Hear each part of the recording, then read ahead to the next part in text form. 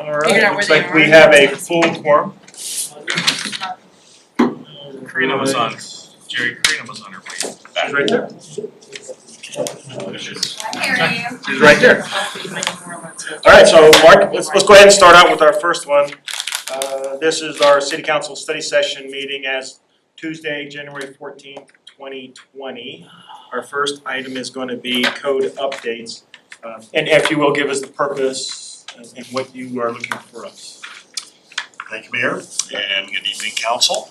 So I'm just going to introduce Carolyn Rowan. Most of you know Carolyn from the Public Works Department, but she's specifically the Water Resources Manager here for the city. And so she's here this evening to present this particular topic on floodplain. And she's going to go ahead and tee this thing up and share exactly what we're after from Council here this evening. All right, well, good evening, councilors, thanks for coming.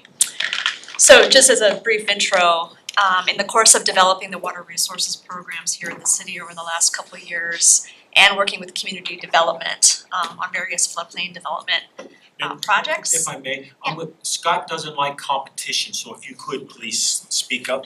Oh, okay. No one gets to talk quieter than I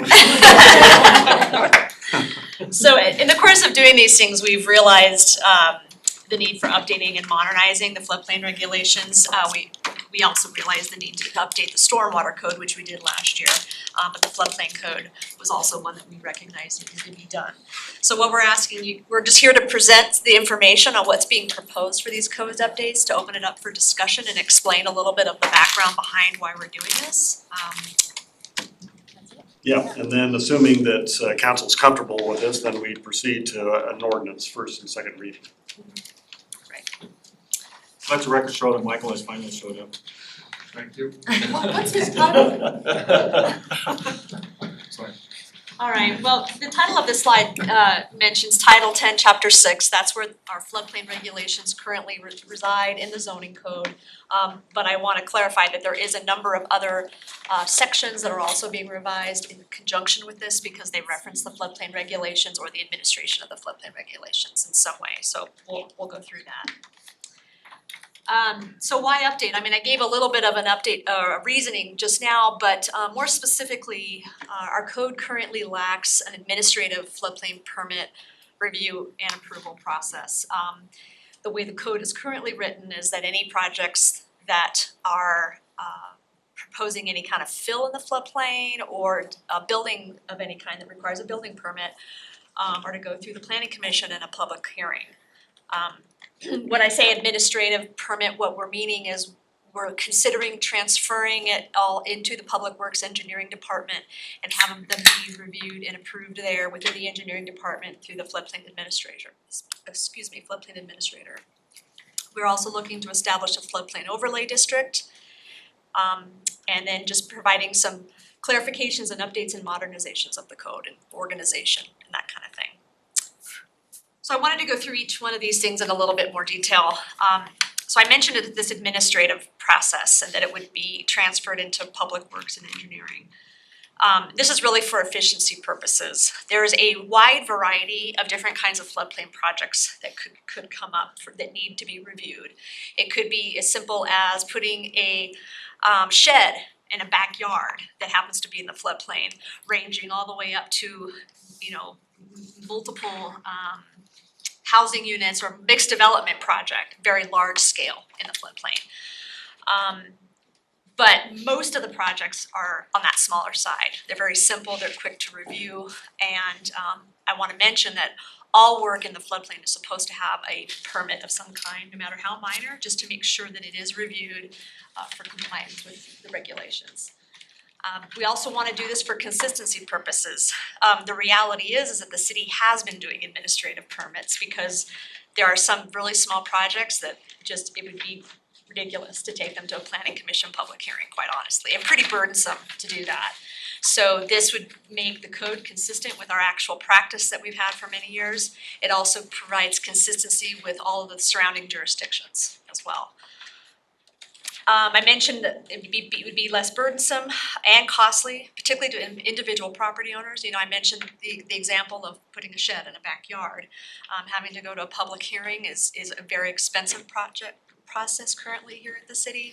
So we want to streamline things and make it more efficient and more fair. It also provides clarity for developers and engineers because they're accustomed to administrative process occurring at all of the other jurisdictions in the metropolitan area. So this gives them some clarity in knowing what to expect. I mentioned a floodplain overlay district. This is something that's done by a lot of other surrounding jurisdictions as well. This becomes a overlay zone on the zoning map. And there was an example of this in your packet as a PDF, the draft that we're proposing. I also printed out a larger version over there that I leaned up against the wall in case you want to take another look at it. This overlay district, it helps increase awareness of those floodplain locations for residents, developers, and also all of our internal staff. Oftentimes, a resident might come in and, okay, should I pass it out? I can pass them out Okay, if you like. sure. Yeah. Sometimes residents would come in asking questions about their property and they might go to someone at the permit center or they might go to someone in the planning department. And those staff members may not be very familiar with where all the floodplains are immediately. And so a lot of people go to that zoning map first. So this is just kind of getting it up there in front of them right off the bat, very early on in a project process, so it doesn't come as a surprise later. It provides transparency and clarity, better education purposes. We want better informed residents. And it really belongs on the zoning map because it does present additional building restrictions in addition to whatever the underlying zone already is. And then the last reason for going through this is, again, just clarification and updates. We want to make sure there's clarity on what all the building restrictions are and the process in which an individual or a developer needs to go through to get a floodplain development permit. We want to provide better organization of the code. Part of that also is consistency with other jurisdictions and how they're organizing it. We used we did research on a number of other jurisdictions and borrowed heavily, for instance, from Arapahoe County's floodplain regulation and the way they had it organized. And then we want to update the code to more clearly match or exceed those requirements of FEMA and the state, both of which have floodplain regulations. The state's floodplain regulations are administered through Colorado Water Conservation Board, and those are more stringent than those of FEMA. And then the third layer is at the local level, and we can be even more stringent than FEMA and the state, and we are in some cases. So this is described in more detail in your packet. We have the full redlined versions of all of these different sections and the changes that are being proposed. There's also summary tables that kind of break it down as to why we're making each one of those updates. But just in summary, the administrative process changes and clarifications of the code and removal of the references to the Planning Commission in those hearings is contained in Title 10, Chapter 6. It's also in 2-9-1 and 10-1-7. And then all the language associated with adding this floodplain overlay district to our zoning district and the zoning map is in 10-1-2, 10-2-26, and 10-3-1. And if you look at those markups, it's pretty clear. It's just adding, they're very minor, just adding language regarding this specific zone, which we're proposing to call it FP-O for overlay. So that's just sort of a summary of why we're doing this and what the specifics are. I wanted to take a step back though and just talk in more general terms for some folks who may not have much familiarity with floodplain and floodplain regulations. This is going to be a really brief, kind of bare bones explanation. Feel free to reach out to me anytime if you want to drill in more detail. I mean, all the details there in the code, but if you want more explanation, just feel free. First and foremost, the purpose of them is to protect the community from flood damages to life and property. Floodplain regulations are also required because Littleton is a participating community in the National Flood Insurance Program. We have been since 1971. That program is pretty critical. Most communities are participants in that because it allows residents to purchase flood insurance, and it also enables the city to get funding for recovery in the event of a federally declared disaster, so that's really important. The state of Colorado also has separate regulations that we're required to adopt. As I mentioned, that's administered through the Water Conservation Board. And then the floodplain regulations and their content also contribute to the city's community rating system. We recently achieved a Class 5 rating, and that's just, the classes are essentially like a grade basically, and this is another voluntary program that FEMA promotes as a way to have more rigorous regulations than the minimum required, and it saves residents additional money on their flood insurance premiums. So just a few facts about Littleton's floodplains. We have both FEMA floodplains, and we also have local floodplains that have been designated in a separate study by a mile-high flood district. That used to be called the Urban Drainage and Flood Control District, for those familiar with that name. We have 11 floodplains in the city. I'm not going to read them all off, but you can see them there. A lot of them you probably have never heard of, because some of them, Slaughterhouse Gulch is an example that it is mostly in pipe underground, and the surface floodplain is like, running through streets and backyards, for instance. So it's not what a lot of people would think of. When was this updated? Do you know? I just created this list, you mean? Well, when did Mile High Flood do the study? Oh, the last Mile High Flood District study they're all pretty old, actually. The last one the most recent update was for for Big Dry Creek. That only has a portion in the city. That one was just done, I think it was 2 years ago, and it's in the process of being adopted by FEMA. Little's Creek was done in 2012, and then prior to that, I think it was like 1990 was the previous one. Is there any reason to go back through and look at where our floodplains are? I mean, these are obvious ones, right? Yeah, I would imagine, we're in the process of identifying ones where we have issues in particular to restudy them and make sure that delineation is correct and more accurately represent what that flood hazard is. Jackass Gulch is the one that we're actually in the midst of a study right now. I might just add a little more perspective there. Correct me if I'm wrong, Carolyn, if I wander too far here, but historically, back in the early 1970s is when FEMA kind of stepped in across the country and started mapping floodplains for the first time. And so that was kind of the initial effort.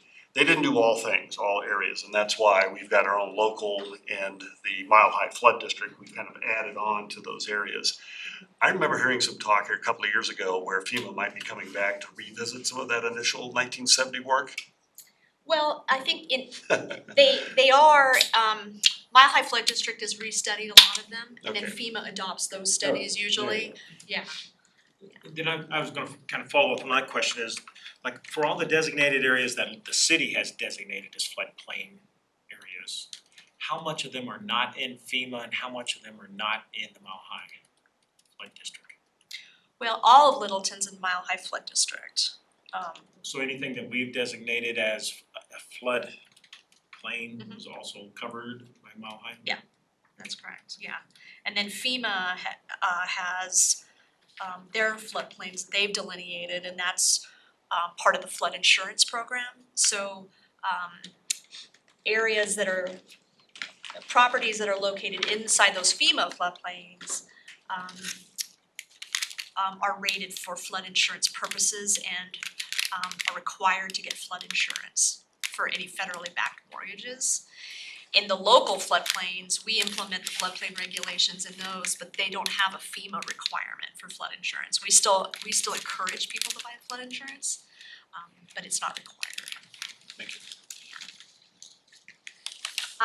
In addition to those lists of floodplains, we also have 3 floodplains up on the right there where we only have tiny little pieces within the city limits. Most of those floodplains are located in other jurisdictions.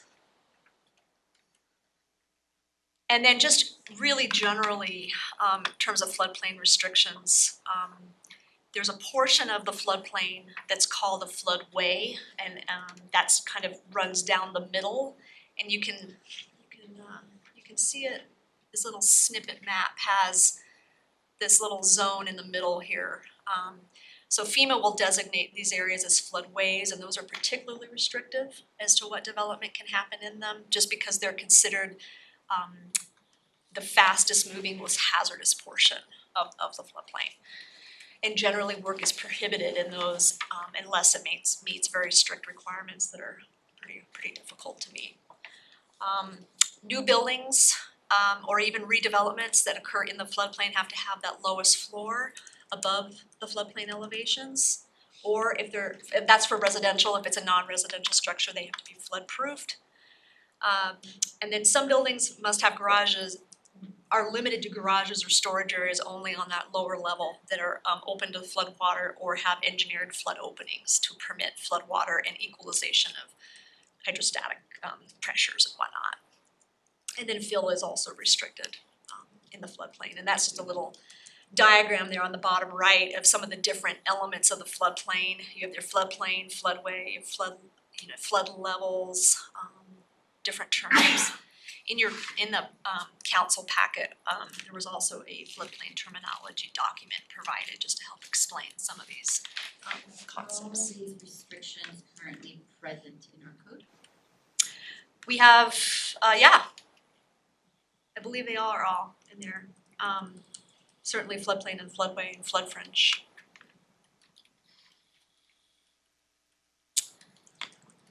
We talked about this briefly before, but why do we have floodplain development permits? It's required, as part of the floodplain insurance program, National Flood Insurance Program, sorry. But we want to evaluate them to make sure that they're in compliance with all the regulations. We want to evaluate them to determine whether there's a change in a FEMA or other local floodplain map that's warranted because of that project. It might be changing the width, or it may be changing the elevation of the floodplain, and we have to determine whether those things need to be documented by FEMA. All work in the floodplain has to be reviewed for potential impacts to surrounding properties and also hazards to the public. And like I mentioned, we have to demonstrate compliance with the FEMA regulations also in order to maintain our National Flood Insurance Program status and also the grade that we have through the community rating system. So every 5 years, we are evaluated as part of that community rating system process. But FEMA could also do random audits of any NFIP community just to make sure that they're doing everything that they're supposed to do and that they're documenting everything they're supposed to. I'm just going to mention this briefly. In addition to the code changes we're recommending, we're also going to update the chapter in our storm drainage design criteria manual that talks in more detail about the specifics of floodplain development permit applications and the hydraulic analyses that are required and all the elements that they need to include and consider when they're applying for a permit. So that's it for my presentation. Do any of you have specific questions about some of the floodplain changes or why we're undertaking this? Before we get into our questions, Mark, Yeah. I know there's a staff recommendation and all that good stuff, but is there anything that you're gonna need from us tonight, direction, or what do you need? I think specifically Carolyn mentioned that we have kind of a strikeout version, so if the council's read that, if you've got questions around that, great. If you are comfortable with us to proceed to kind of an ordinance reading, first reading, public hearing at the second, that's what we need tonight is whether or not we can proceed with that process. Okay. Great. I'm trying to organize my questions. The fill okay, so going back to the restrictions that are in place right now, are those will those be applied to this new overlay area called FPO? Or do those restrictions only apply for the FEMA floodplain designation? It's for both. So in our code, we actually regulate the FEMA floodplains the same as we do the other floodplains. We treat them all the same. The difference is that one has that mandatory flood insurance purchase requirement. And then FEMA also, there's certain processes you have to go through when you're revising a FEMA designated floodplain versus the local ones. The local floodplains would be revised through Mile High Flood District and the state. So but other than that, we apply the regulations the same to both. I wanna talk about two particular scenarios that came in front of us recently. One is the property next to Reynolds Landing where the mobile homes are as well. There's that open piece of land where the property owners were intending to fill that floodplain area. Right. So I read this to say it's restricted, but I've heard commentary that the intent was to fill an area. So how Right. am I not understanding It's that? restricted but not prohibited. It's just that they have to do it in such a way that doesn't create an impact. So what they had to do in that particular project was set up a hydraulic model of the existing conditions and then what happens with that fill and show that there was a minimal rise in water surface and a minimal increase in flood hazard to any of the the mobile home park So if you in this fill it case. here, you don't create a bigger problem somewhere else. Where does the water go? Yeah. Is that the property down by Breckenridge you're talking about? And then the second scenario is we had to build a big pipe along Angeline Greenway because there was flooding occurring there and there were houses built there. So when we implement this, are we essentially now being proactive to say in the future, don't build a house there? Exactly. So Yeah. that So, is right. fixing a problem that we created because we didn't have some of these regulations in place. Exactly, when a lot of the city was developed, there weren't yet floodplain studies or maps. The first mapping for Littleton came out in 1978. So unfortunately, almost all of it, a lot of it was developed prior to that. And so it wasn't found to be in the floodplain until after. So as a city, we have tried to implement projects as best we can to retrofit the existing drainage system to try to help reduce the floodplain or reduce flood risk. But it's very difficult. In the case of Little's Creek, there's no space to put a great big detention pond, let's say, to hold floodwaters. So, but yeah, exactly. These are in place to help properly develop in the future. I'm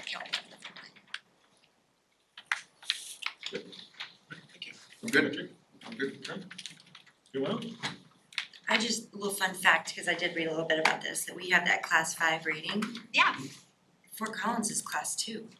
Oh, I We know. made it in the news. Yes. So They're how one do of like only 4 communities in the United States, I think, that has that rating. how do you improve that rating then? How does we have a city, how do we improve that rating? Because it helps homeowners with their It is. insurance rates, lowering their insurance rates. Yeah, absolutely, and one of the things that needs to be considered when looking into whether we wanna implement the additional programs required to get to that lower rating is there enough of a benefit? One of the things with Littleton is that we only have, I think it's 120 floodplain policies versus someplace like Fort Collins that has, I'm not even sure, thousands maybe.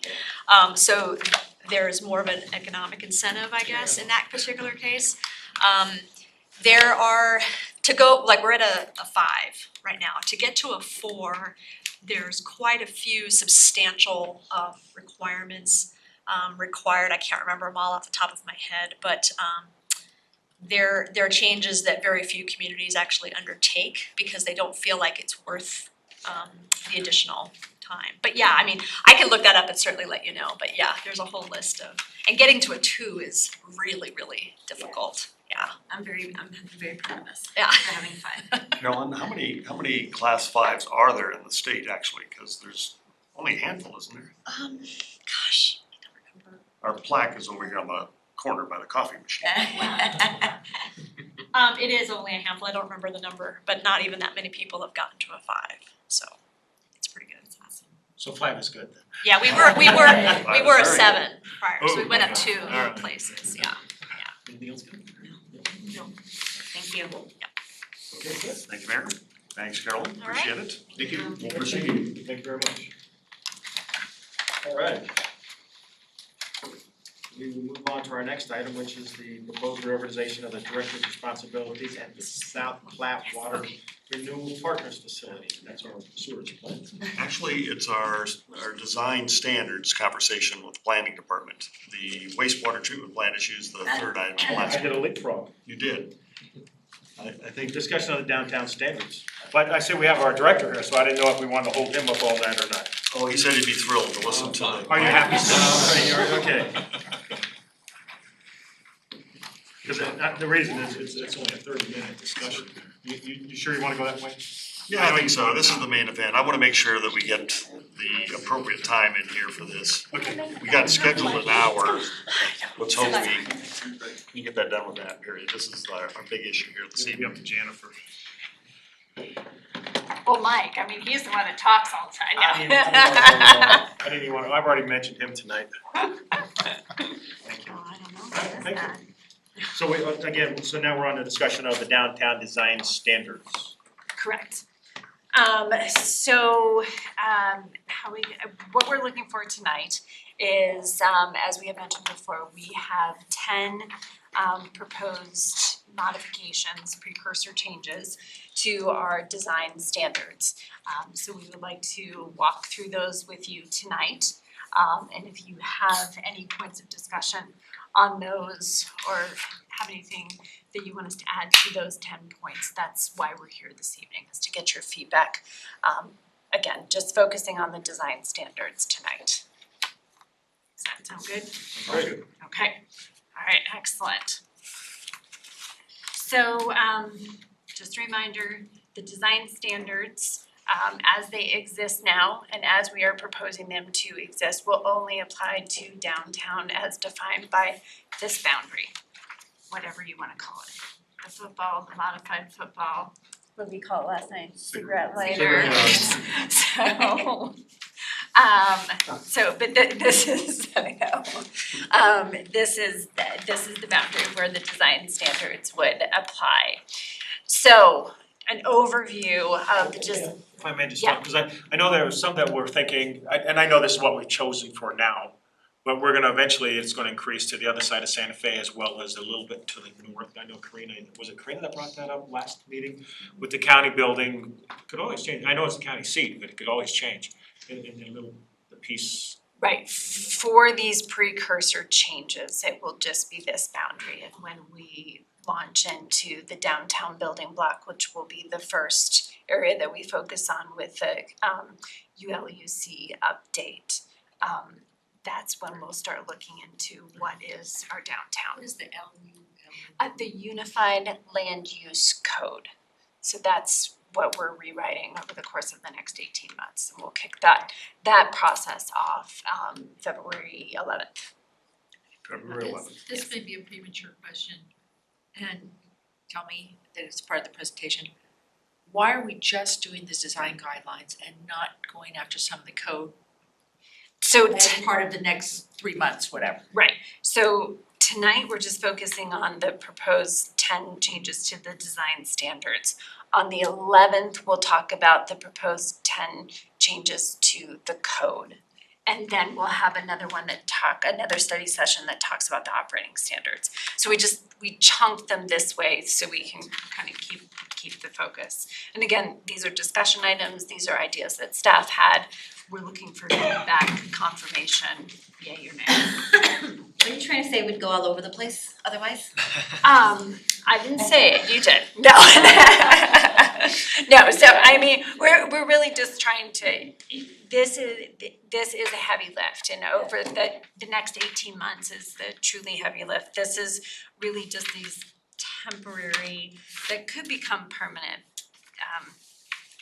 ways to address some risks that we've seen in looking at the comp plan in relation to our existing code. And our discussion still is focused on phase one, I think is what we've been calling it, kind of quick wins. Precursor, yes, exactly, that is our focus. We will be taking notes though, because some of the things that you bring up, I can guarantee that we're going to say that's something that's part of the bigger conversation for the ULUC process. Good, okay, so quick overview of the 10 that we're gonna be discussing tonight. One has to do with facade requirements. Does everyone understand what a facade is? Okay. Then we're proposing 3 new definitions, and this is just a clarification. We don't have some definitions that we don't need when it comes to design standards. Utility appurtenances. Oh, that's a fancy word. Yes. It's really the meter boxes, air conditioning boxes, things that are sticking out from the building a little bit that are utility oriented. Why aren't they called boxes? It's a public works term that's been around for decades. I don't know why we use it. We don't like it. We don't like it. Noted. That's what it is. Can you say box? Alright, let's keep moving, let's keep moving. Yes. Then upper story and massing setbacks and massing for upper story side step back. So those are, again, we'll explain this, we have some great diagrams for you, it'll make sense. But those kind of lump together a little bit.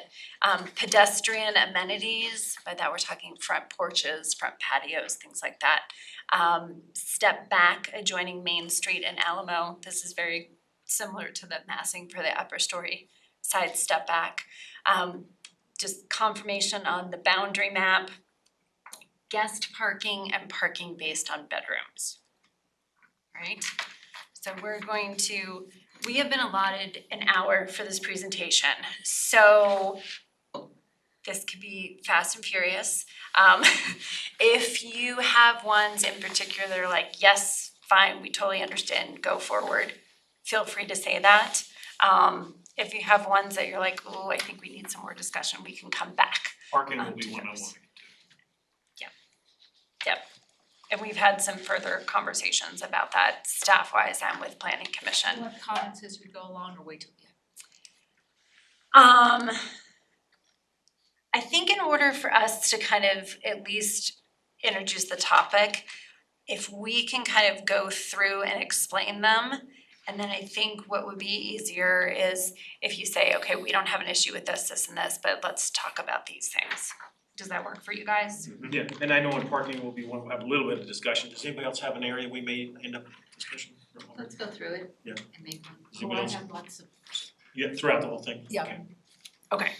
Okay, so we'll just kind of touch on it, explain it, go through all of them, and then we'll go back. All right. Okay, so facade requirements. And just a quick note on the handouts that you received tonight. I apologize we didn't get the map into you until today, but you've got the summary table, and then you've got a blue line document, and we changed those over the course of the weekend.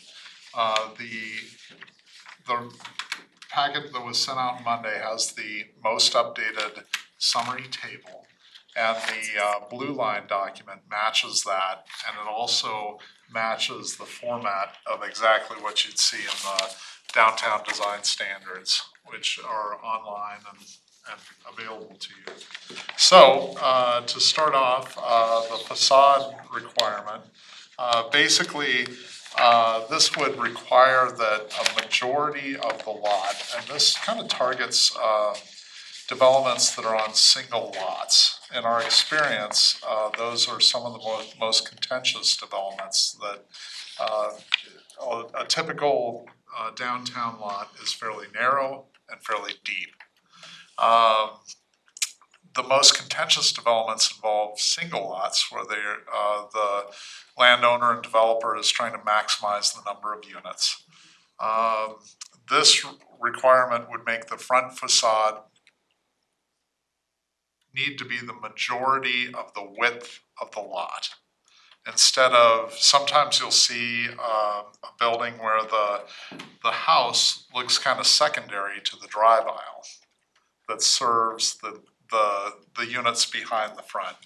This targets that condition, and hopefully makes a large impact on the character and visual aesthetic of the community, in making sure that the house takes up more of the width of the lot than the driveway does. Are you defining majority? Yes, I believe and we may have a little, this language may not be perfect yet, but, what we've said is that let's see, do we have our? I'm saying, 55% wouldn't be enough to achieve what we're trying to do, so I just wanna make sure we define majority. Sure. To achieve our intent. Yes, let's see. I can read you the language, it is, So right now it just says the majority of the building's primary facade shall be oriented parallel to the street on which it fronts, that's how it reads now. And shall occupy the majority at the front lot line. So I think we have to But let's define kind of that. go through the presentation, then we can come back and, because I know you guys want to get through this. Yeah. Let's do that, but if you can, hold that question, because that's a good one. yeah, that is. So that's one of the facade requirements. Another condition we see quite often is, a unit, there is a requirement for, two of the front doors to be on the front of a unit. And, or on the front of a building. And the intent is to make sure that it doesn't look like you're looking at the side of a building when you look at a building and going down the street. There have been rare circumstances where a person will put one front door kind of right on the front of the building. And then another unit has a door that's quite a ways back from the front of the building. So we've tried to target that and say, hey, the two doors have got to be on the front facade, the two required doors, or more in some cases. And the farthest you can go back is 10 feet with that other door. So there are rare circumstances where we've got into a little bit of a hiccup with this requirement, but this might help bridge that gap. Let's see. Then direct access. This is more of what I was just saying, so we can probably move on with that slide. So those are all the facade requirement ones. Yes. So 2 is new definitions. Right now, we do not have definitions for courtyard, porch, or passageway, yet we refer to them in the design standards. So this is just adding language that defines what we mean by those features. The utility Appurtenances, boxes, the boxes. Yes. Meters. The boxes, so what we had initially was we were getting the utility meter boxes in front of front doors or aligning the street. So when we put into place, okay, you can't have them located in the street in front of the facade, they moved them back, but they were still in front of front doors. So basically changing the language to make sure that they are not visible from the street is what that's talking about. You want to do upper story? Yeah, okay, so this gets into a more detailed topic, but there are step back requirements for the upper stories of buildings that are currently enforceable on Alamo Street and Main Street. Basically, this means that when you view the building from across the street, only 25% of the upper floor is to be visible. So if you look at the image on the left, it's Littleton mixed use. That red line on the top is the upper story of Littleton mixed use as viewed from the street. As you can tell, you can only see a slim portion of that upper story. And the same is true for the Little Town office building. It's got an upper story, but it's set back quite a ways. We think, based on our experience with development so far, we think this would be a good idea to bring to different areas of the city.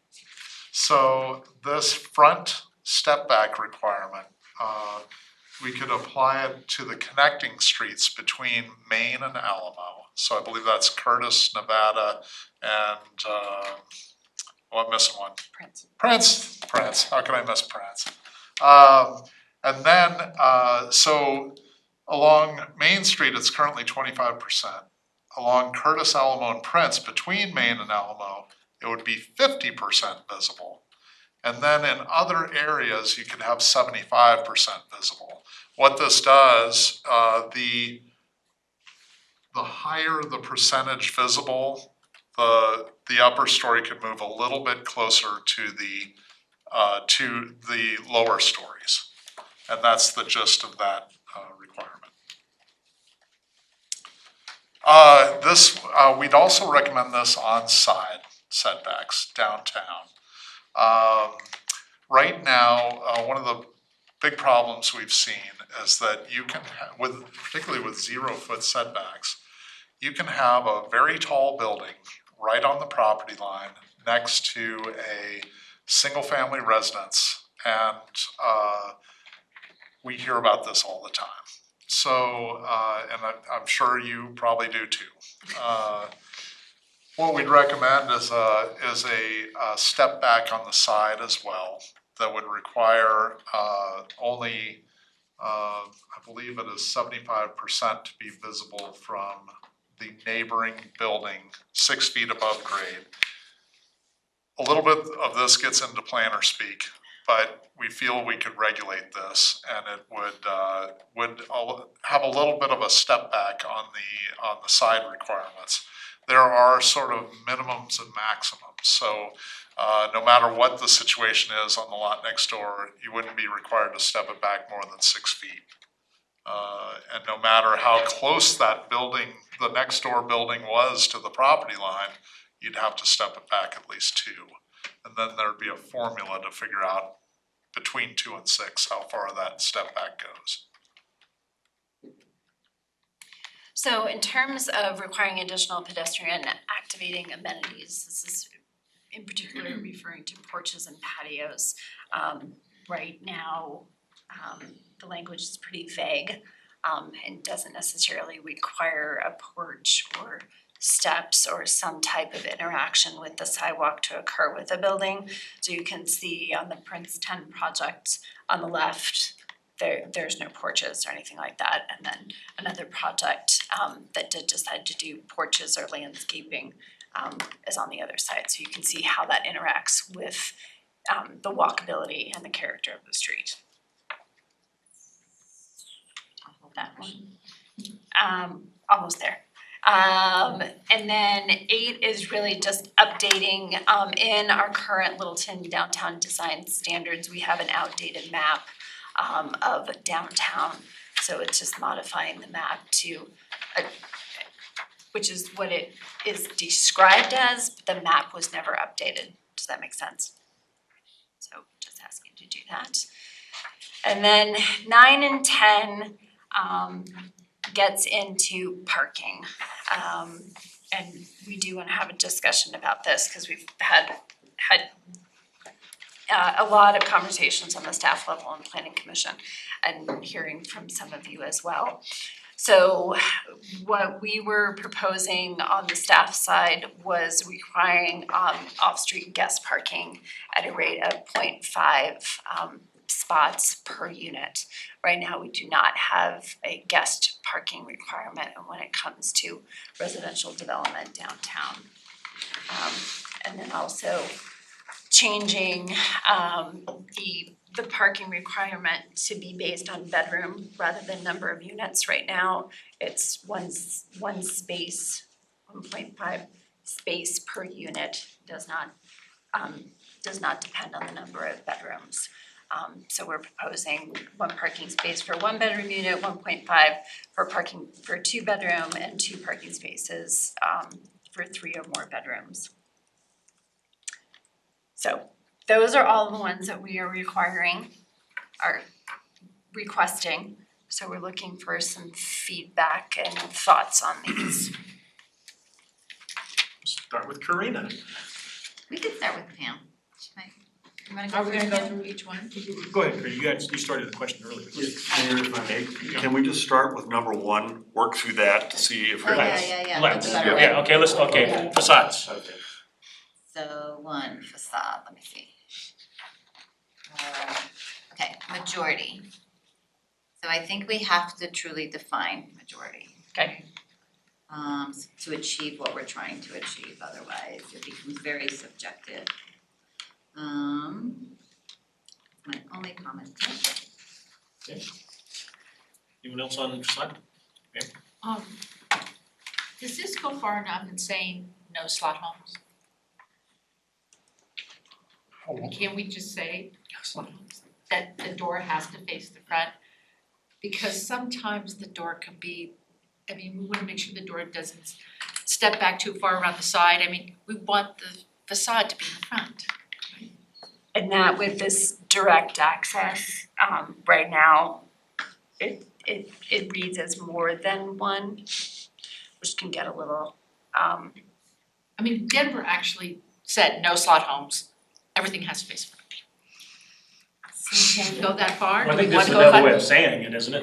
Isn't this the same way? I mean, but So- you can Accomplish. Yeah. The regulations we're proposing, I think, would make slot homes very difficult on single lots.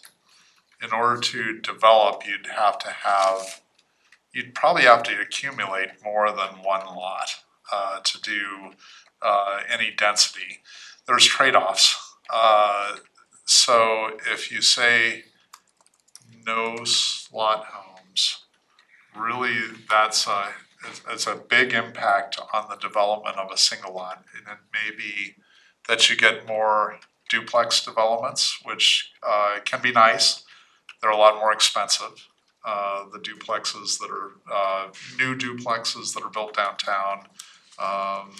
There was one Councilmember Milliman saw that was $900,000 that was recently built. That's for one side of the duplex. So yeah, there's a lot of considerations to put into that. I think without an outright ban on slot homes, which may be something we could talk about in the larger discussion, the ULUC, or Unified Land Use. Why don't we wanna go that far here? I mean, because, how do I say this? You wanna make sure that we have something that fits the character, not something that somebody has an easy workaround or a loophole. I would support that. I'd like to have a conversation of that because, a slot home on 2 lots isn't nicer than a slot home. A slot home is a slot home is a slot home. I think I didn't catch that in this. If we were to write it as a slot home, then how do we define that? And what if there's some other type of development in the future that it's called something else? So I like the approach of defining facade and access and things like that, so we're not constantly redefining the latest building terminology. So I would be more comfortable to making sure we have the right this kind of description, that we limit or not allow slot homes now, as opposed to putting in that word slot home. Do we have any current developments that are considered slot homes that are in planning right now, that you're aware of? Yes. Yes, we do. And There those are grandfathered in, is that correct? they would Since not they've be been- affected by the Yeah, moratorium. since they've been, before the 21st, okay. And how many would you guess? 6, Is that 3. units or buildings? I would say at least 5 of them. Sites? That's sites. Sites. And are those mostly on 2 parcels? There are some that are on one, there are one that acquired the lot next door and able to be able to do what they wanted. Right. I would say most, I would support Chris Pam was and not a slot. Karina are getting that, and I think we're doing it based on these requirements, having a front entryway. That pretty much eliminates slot homes, unless they have a long alleyway or walkway that, hallway that goes to each apartment, I don't know. So there may be, given again, this is short-term focused, right? Correct.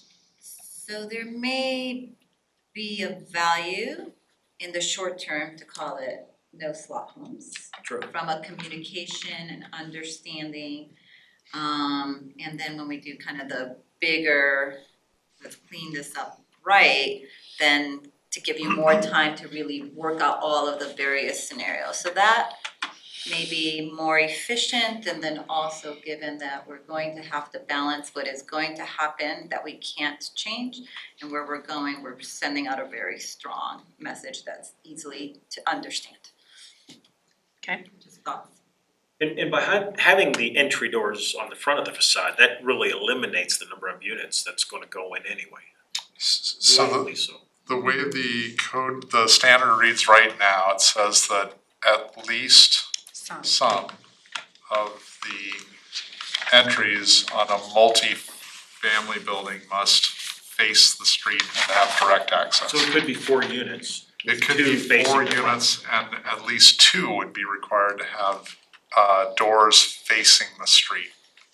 Some folks have put the one door facing the street that's fairly right on the street front facade. And the other door that faces the street, this is a little bit rare, but they put it back quite a distance. You can see it, yeah. Correct. So that's 2. But we So said this 10 means feet. the at But we least said some. 10 feet, there is not a requirement, and we Right. hadn't proposed a requirement to make all units have front doors that face the street. And that's probably where, if council directed us to do that, we could write up something like that. Where every single unit must have a front door that faces the street. Or within 10 feet of. And that would eliminate slot homes. The property that just got completed next to Graceful Cafe, where they do have, I think is that a 4 unit or is that an 8 unit with access from the alleyway? 6 Is it 6 units? So, Per building. no, 3 on one, 3 on the other. 6 total. I don't know where the third entrance is. They're on the side, there's one in the front. So if you're looking at one building, there's one in the front, and then the other townhomes that are behind that, it's through Passageway. The passageway. Could we do what has been suggested and for the short run say no slot homes and then look at something a little more in depth that provides maybe some sort of variety without going into slot homes and looks to the future? Because slot homes may not be the thing, something else may come up. I think we can do that. We need to look at the language because then we need to come up with a definition of slot home. So it's very clear what we are banning. And I just We're gonna happened to go that look way. that Denver has a lot of regulation on that. Yes. So by first reading, you'll come back with something that has words of that Yeah, sort. that's just part of it. So basically in April, we'll come back with all the revisions. Can I play devil's advocate though? Sure. I've been kind of paying attention to properties in downtown Littleton because my mother-in-law lives in Manhattan and I want to have her eventually move here because she's almost 80. And I think downtown Littleton would be a fantastic place for her to land. In looking at some of these places, going back to if you put these restrictions on and say you have a site, a plot of land, and they can build only 2, based on our requirements, that's all you know. Yeah, too much yelling last night. Yeah, exactly. You're pricing people, we're gonna be pricing people out of being able to afford to live in downtown Littleton. Affordable housing is gonna go, I think. I think it's already there. I mean, and I did the $900,000, it's just right down here on Sycamore. There's two places, and that's it, and they're close to $1 million. I just think any new development's gonna be expensive, just make it look good, so Well, we you can keep make it some look good, character yeah. instead of boxes to the edge of Oh, I the- agree with you on that. That's all I'm saying. I agree with you on that. Just make them look good, but any new development is gonna be expensive. So, Okay, we'll Yeah, we don't have a that. We requirement can- for we low can- income housing and dig more into that. Mark? I'm just gonna make a suggestion here that if the intent of council is to try to somehow eliminate slot homes here in the short run, we'll go ahead and look at some code changes, and then when we come back at another discussion, February 11th, Yeah, it's code, we can give you an update on where we're at with that particular concept. And you said first reading is gonna be April? In not first reading, but we bring the draft back to you. I think both the readings we have scheduled in May. Yeah, so we have the We're way moratorium. out. Yeah, so it's out a couple months. We have some time to work on this. And that brings up a point, how do we connect the code changes with the downtown standards? I want a one for one, or, one is here and then it's incorporated here, one's here, but I'm not seeing that. I think as we go through these study sessions, we'll have a slide that starts to make some of those connect. And in some cases, there is no connection except that it addresses the same conflict areas. Does that make sense? Sort of. Sorry. I want one for one. Yeah, but I think when we get to the next study session, we'll relate back to Know that this I'll one. be looking to connect Are them. we ready to move on to the next story? Can I Yes. just clarify one thing? We're just talking about downtown, so Right. the Correct. potential, maybe putting a slot home on the other side of the tracks could be Some, in the works down the road. Again, part of the larger Just wanna make sure. conversation. yeah, this is We're very what narrow focus. character looks Yeah. like. Narrow focus, good. All right, if there's no other questions, just move on to the next. Yeah. Anyone have issues with new definitions? Well, slot homes, do we want to put a slot home in there? We will add a definition for slot Probably homes. need to. Yes. Wait, I have a question. You have one too? Do I have a suggestion? Free to go ahead. Okay, so I just, you say clarifies direct access requirement for courtyard. So is a courtyard considered direct access, or I just don't know what that means. So we're defining courtyard. And the Yes. reason we're defining courtyard is because a courtyard is considered a direct access? Right, Or it's not? so in the current design standards, you must have direct access from at least some of the front doors of an apartment building to the street. Those cannot be through a narrow passageway or a courtyard. So we don't define those terms, and that we think it might help to put a definite, we already use those terms within the design standards. And there's some, we think it might be helpful if we had more of if we shared more of an idea with the development community and the neighbors, what that means. Okay, thank you for that clarification. So then understanding that direct access and how it affects courtyards. Courtyards can be quite beautiful and enhance the development. Which, I just feel like we shouldn't in any way dissuade a courtyard development. Yeah, as long as they're up, maintained, they look good. After a while, they can look pretty rough. Any other definitions in there? Should we define direct access? I don't know, I'm asking. We can look into that, Okay. yeah. And then another one I would suggest, because I wanna suggest this and it may be part of the bigger picture, but I'm gonna throw it out again, is open space per lot. And define what open space is. Bigger conversation. And goes into the Littleton City Code. Because those are, open space is required by the code and defined by the code. Then how do we keep from getting buildings lot to lot? The only thing I see is the massing. That has to do with the setback requirements of each zone district. But I think we need more. And that will be part of that bigger But conversation. until then we're gonna have lot to lot buildings that not only impact character, but impact, sustainability issues and all that stuff. But the setbacks are still in place though. Correct, and also the open space requirements are in place. Open space requirements are in place. And City Council did recently change the CA district from 10% open space to 20% open space required. Is that enough? Then how come we're still getting these buildings that are so close to the lot line? Because the setback requirement. Yeah, They don't have step back. Yeah, the existing setbacks in the CA district, side setbacks are 0. I'm sorry, I don't understand, if you have a setback that's on top, you're still having a massive building that's too big for the lot in terms of the character, so I'm not getting that. And that's probably as far as, we initially called these quick fixes. And No such And I thing. know.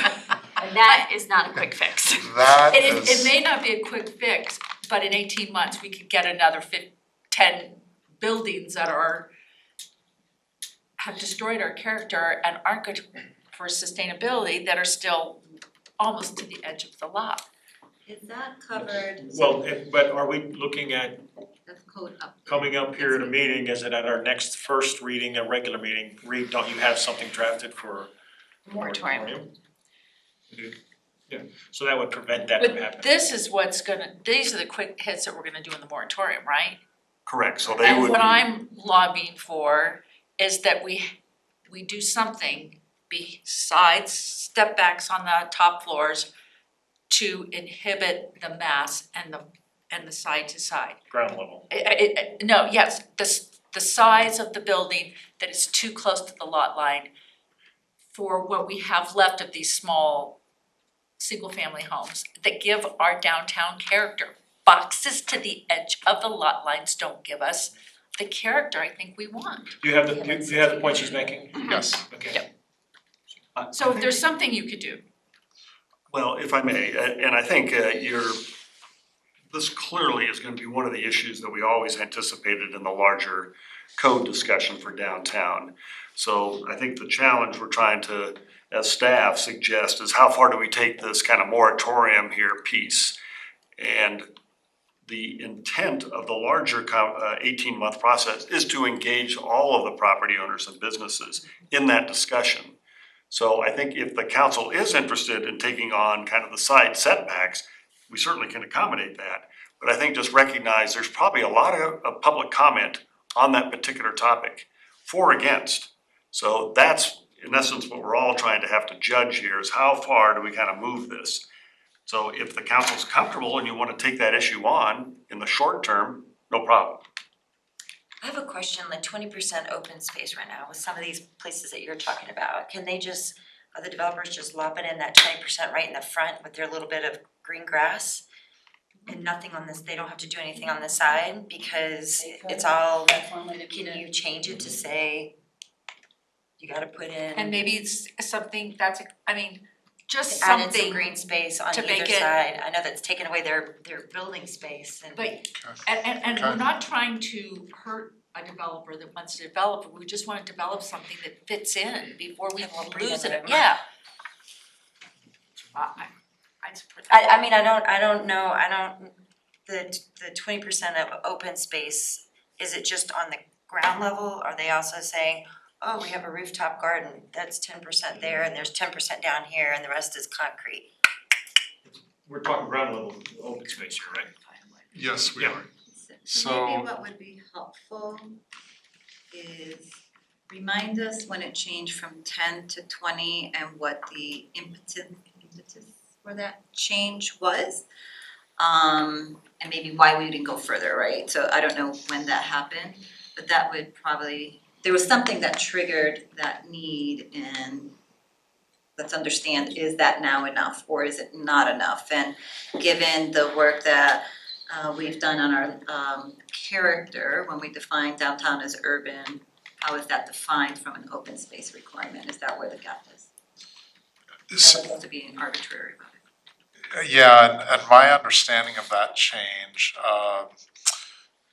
it was done, I think, in 2018, fairly early, and maybe late 2017, right around the turn of the year. And it was part of a large package of code changes that were developed by the previous city attorney. And I don't have a good grasp of all the discussion. And if we don't have, I think we could table it to a next meeting. It sounds like, again, this is already starting to become a really big conversation. But you've got the idea where Yes, we're on. yeah, and I've got some ideas of how to address it, yeah. to my mind, not all open space is created equal, right? And we've just run into this issue with the Norgren rezone. While we were looking at those illustrations of the proposed development, right, we learned that even though they were gonna have a 20% open space requirement, they were also gonna have issues with water near foundations. So all of that 20% was gonna be river rock, right?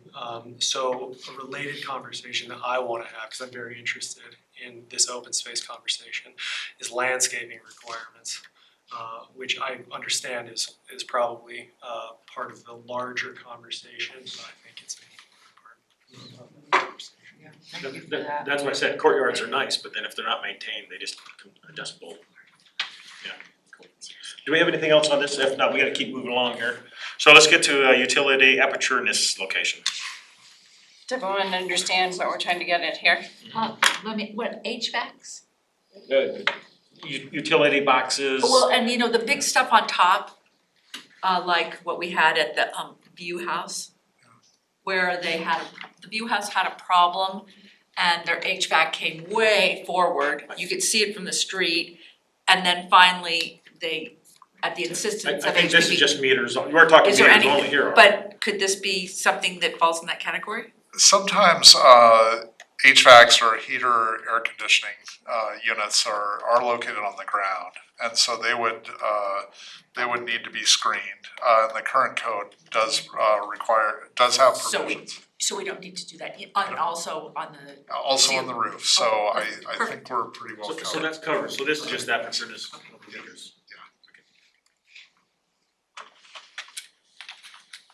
Cool, we have nothing else, let's keep moving, upper story and mass setback. I have a question. Karina. Karina and Carol. Okay, so right now this is kind of created equal, 25% on Main Street. But if should we account for if the building is on the north side, it creates less shade, and if it's on the south side, so I'm trying to address shading. So a building of the same height, depending on where it is on the street, creates more shade versus the others. So do we need to have different height or setback requirements to optimize the sun?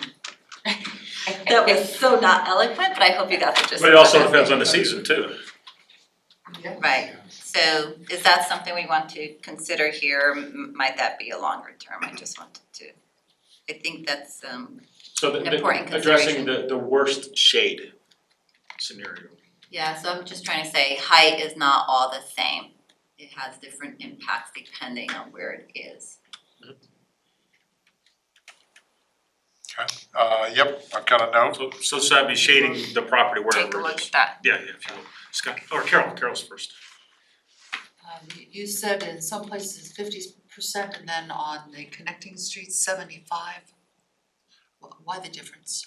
So the right now, the Main and Alamo are 25% visible. We would suggest that on the connecting streets between Main and Alamo, it go to 50% visible. And why The question isn't Why the about the difference? percentages, Yeah. but why the difference? It would give some variety. If you only had 25% on the upper story in the green area, the remainder of downtown, that would be a huge restriction on some of these developments. It would be a pretty radical, I guess we sort of looked at it as with these precursor, do we want to go radical or do we want to kind of ease into that and get a better feeling? And this was our idea of, well, maybe radical isn't the best start of these discussions. So we tried to build in a little bit more leeway for some of these new, if we're gonna apply some new regulations in these areas, we can bring this up again during the ULUC and maybe go a little deeper on that. But initially we thought, well, let's try and test this out, without it's an imposition on developers. This is a pretty big change as it is. We don't wanna make it too radical. Is that a? So Yeah, these and are buildings. I would like to make a comment too. Okay, if you don't- Well, I was just gonna say, so to her question, so those are just buildings that are on Sycamore, Curtis, Prince that are facing east or west? Correct. Yeah, this is the front facade that we're talking about. You're talking about imposition on developers, and I was thinking about imposition on existing buildings of having a completely new structure.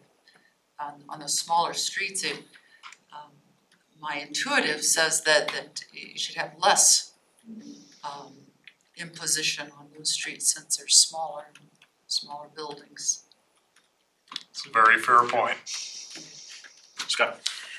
Related to Carol's point, I'm just thinking back to Brett Keith's presentation during the Envision Speaker Series, and I remember him emphasizing the real need for transition zones from one character type to another. There's some thought here I'm having, and I'm not sure quite how to articulate it, but this situation where you have a single family home next to whatever this 3-story is the opposite of that transition zone, right? When we move from one character type to another, we need time to adjust, and this is abrupt. I don't know if, for me, the side step backs go nearly far enough. I don't know, that's as far as I can get in that thought right now. First of all, I agree with Scott. I think we need to go farther and in terms of, I don't think the intent is to impose on the developer. The intent is that you're gonna make this much profit on a building instead of this much profit.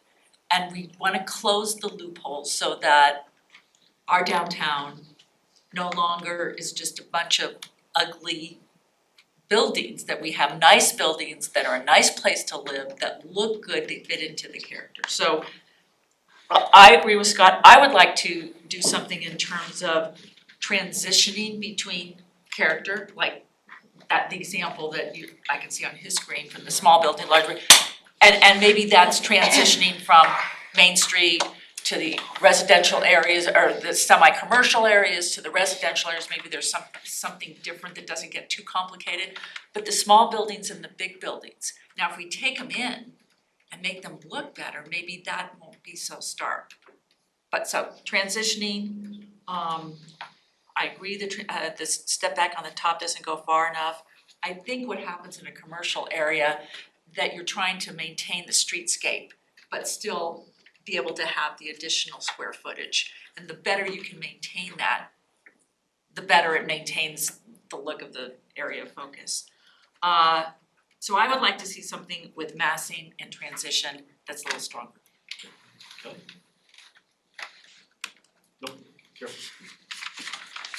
Going to Brent Keast again, he said quite emphatically that Littleton is in a position to say what we want to developers. And not only are we in the position to say it, but that they will be glad to hear what we want. Because the good ones will build to our requirements or suggestions, and the rest will be glad to know because they will stay away. And we do want to attract the good ones That meet our requirements. that meet our Meet our requirements, requirements, yes. Anything else? We kind of just covered the side setback. Do we need any more on side setbacks? That was number 5.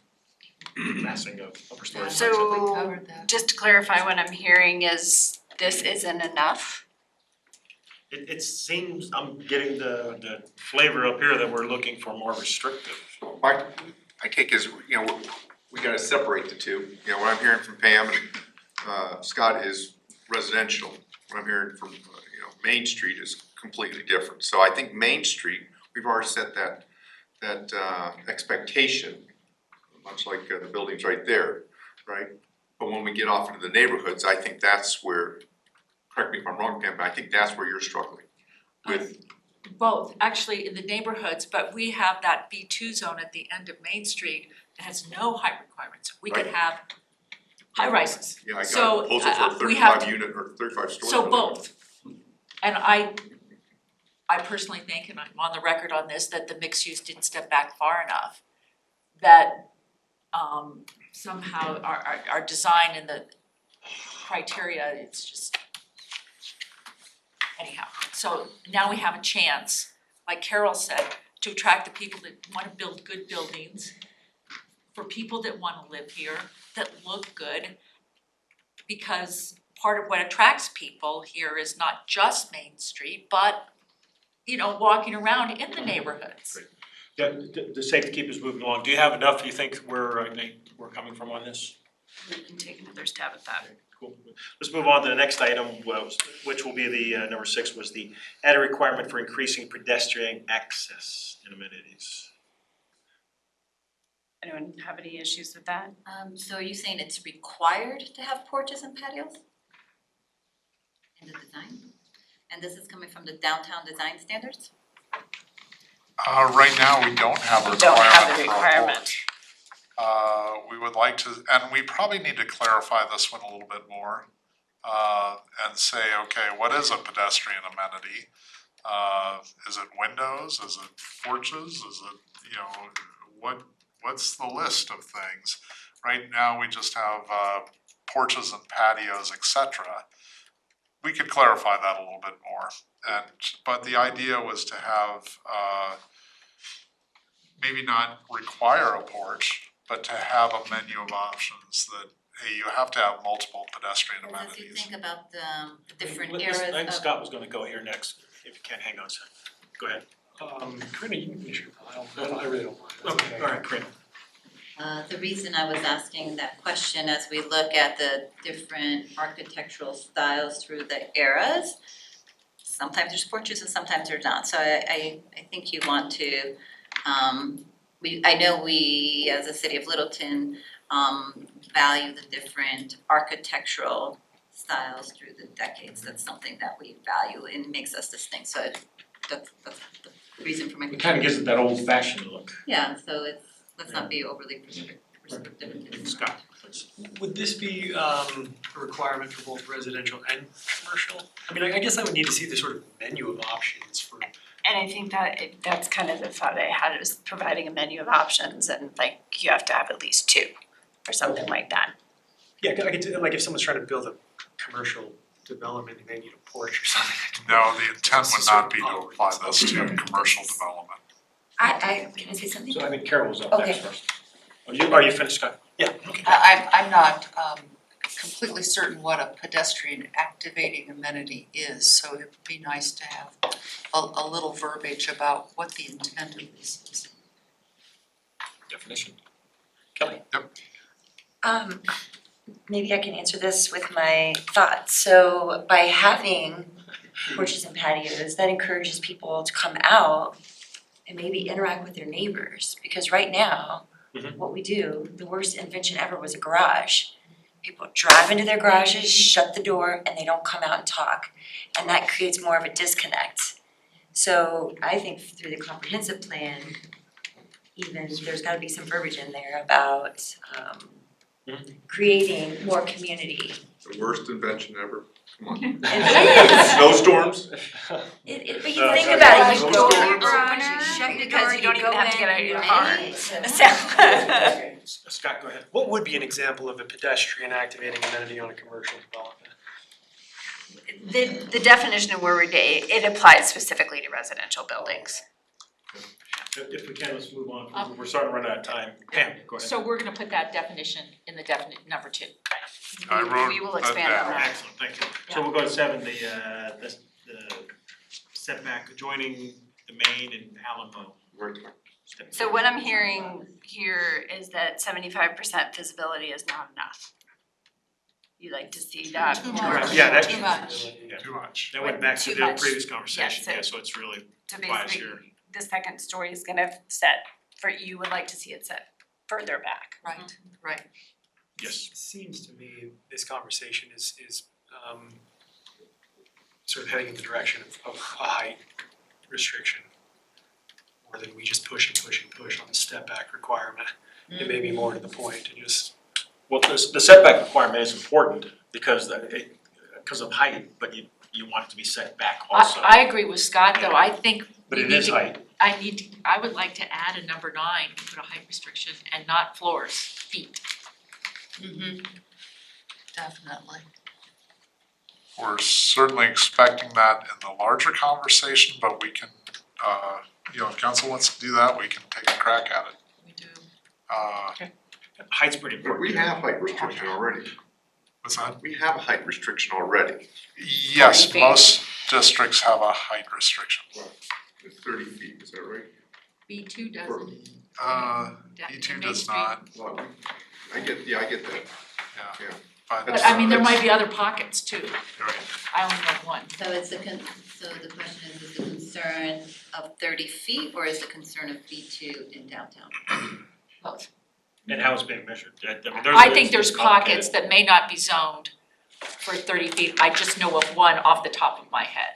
Okay, so I'm just gonna throw out a scenario. So let's assume 30 feet is the right height. One of the things that you could come back to us with is there's like a downtown overlay. So regardless of what your zone code, whatever is, in the downtown area, it's 30. And so as far as how we get there, but that's why I was trying to determine, is it the number or is it some of these gaps that we don't know about? Yeah, I believe the CA district allows 40 right now. Yep. So that'd be a change from the CA. The R5 district is a 30-foot height limit as it is. But we'll look into that I think too. we have some time to talk about this, right, Mark? I mean, not tonight, but at another time. We do, sure. Okay. All right, so we're gonna move on. So we'll go down to number 8, which is the revised downtown design standards boundary map. Anyone have an issue with that? I'm good. So red lighter works. All right. Cool. Good. Parking. There you go, Debbie. Parking. So I think we missed the page. So I have one question. Miss? One question regarding, it's not on here, that's why. Okay, there's something in our code, somewhere in our code where it talks about the front setback, and the calculation of the front setback is the average. Predominant. Predominant, and so that keeps changing, and that means then things are being developed like that, and when you think of a nice little street, you kind of see the line. So are we addressing that here? Should we address it here, or is it in the code update? Where is that? That's in the Littleton City Code. So is that next week or the week after? February 11th. Yeah, we'll have a separate study session on that. We had not recommended a change to that in the Littleton City Code, but now we've got a clue. Can you say more about the problem? Certainly, the predominant front setback is a requirement established by the Littleton City Code. It basically, if a property owner wants to develop their property, they have to look at the block face where they are. And that block face has existing homes which have setbacks that vary. Down the line and Yeah. Yes, so the new construction on the lot has to account for that, the existing houses that are there in the setback. As an average, or the one that's closest to the street or farthest back from the street, or how's it work? It's a point of great debate every time we have a development. So is it the mathematical average? Is it the most common? Mean, median, mode? It's always up for a little bit of a debate, and we struggle with it. Is that different in terms of the effort required than, say, defining height? I mean, it seems like that could be part of our phase 1 discussion. It seems like that could be lower hanging fruit. We could clarify that definition of predominant setback. Yeah, we could look into that. So on February 11th, we're gonna do that? Yeah, just a quick comment. We certainly can talk about the setback issue, but this is specifically an issue that Brett Keese is going to address in the larger issue. In fact, if you remember the speaker series, he talked about community or the character-based approach here, that is very specifically an issue that we're gonna look at and how we mathematically calculate. But maybe we can put something in as a stopgap that helps beyond. We can certainly look at it. I have a number 11, I mean, we seem like we've added height is 9 and front setback is 10, and that's combining lots, and I know there's a lot written on it, but can we have some restriction on combining lots and then having these massive structures again? Sure we could. Are we getting ahead of ourselves? A little bit.